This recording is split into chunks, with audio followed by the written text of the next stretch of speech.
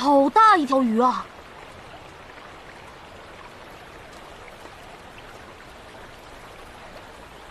来，啊，醒醒！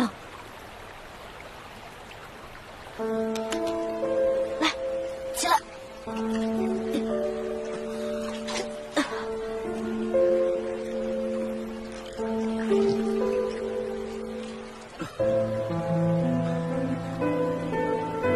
你衣服呢？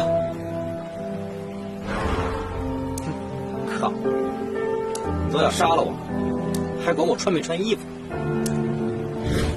你怎么在这儿？我也是为了躲避刺客，才落入水中的。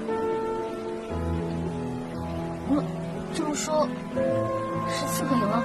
都这个时候了，你还有心情关心这个？那当然了，就好像看电视剧不让我知道大结局，看足球比赛不告诉我几比几一样。是我赢了。那你还弄得如此狼狈，你的那些侍卫们看着你就像看天线宝宝一样。我没想到下游水流湍急，又撞上了礁石，胳膊动弹不得，便飘到了这里。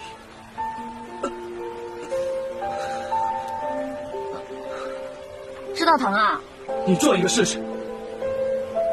该不会是脱臼了吧？我去给你找个树枝裹一裹啊。等着。哎，你站住！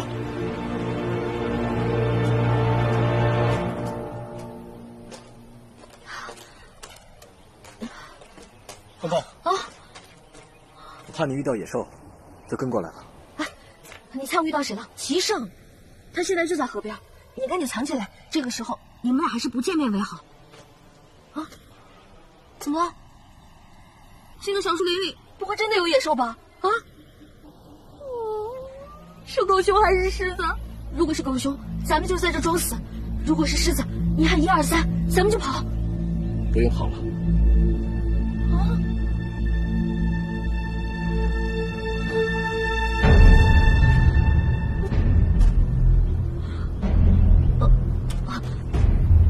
景王，好巧啊，你也在这儿。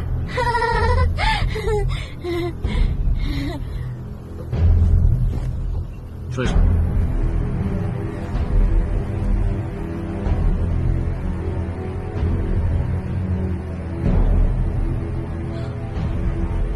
你们两个可千万不要在这里撕逼大战啊！